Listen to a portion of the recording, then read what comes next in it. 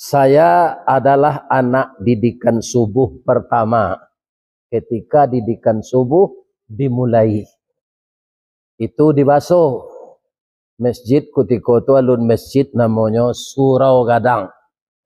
Itu namanya. Masjid itu sama je rumah bagonjong potongannya.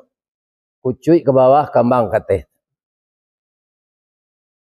Itu pergi didikan subuh, diantan de orang gaek na laki-laki pakai korek angin. Itu korek angin.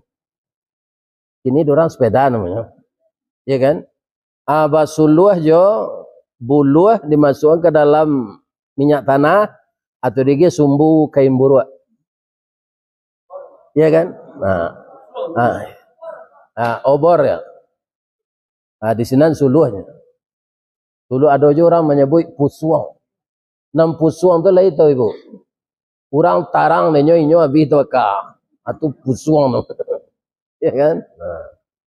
Jadi doa nan tadi itu ditunjukkan dek guru tahun 58 lah. Sampai kini ndak hilang. Ya kan? Kemudian ayat nan dibaca imam tadi itu kan surah As-Sajdah. Ambo mapal itu ketika orang rumah ambo ambil pertama. Sambil maraton pagi jinyo tu ambo apal ayat.